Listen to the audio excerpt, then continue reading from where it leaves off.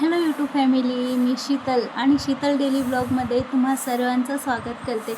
तर या ब्लॉगमध्ये मी तुम्हाला माझ्या आवाजामध्ये बुद्धवंदना गाऊन दाखवणार आहे. तर सर्वांनी संपूर्ण ऐका. नमो तस्स भगवतो अरहतो सम्मा संबुद्धस्स. नमो तस्स भगवतो अरहतो सम्मा संबुद्धस्स. नमो तस्स भगवतो अरहतो सम्मा संबुद्धस्स.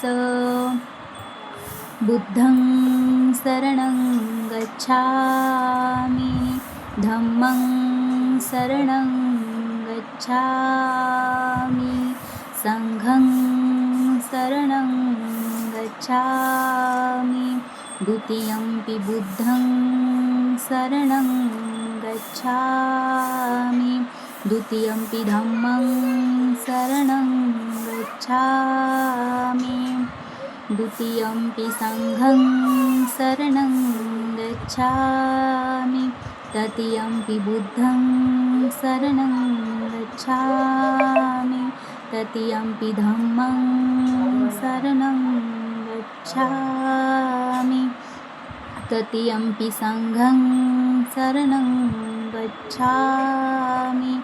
पाणातिपाता वेरमणि सिक्खापदं समादियामि. अदिन्नदाना वेरमणि सिक्खापदं समादियामि. कामेषु मिच्छाचारा वेरमणि सिक्खापदं समादियामि. मुस्सावादा वेरमणि सिक्खापदं समादियामि. सुरामेरयमज्जपमादठाना वेरमणि सिक्खापदं समादियामि.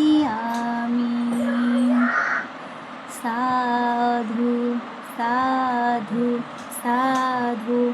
तर बुद्धवंदना माझ्या आवाजामध्ये कशी वाटली सर्वांनी सांगा.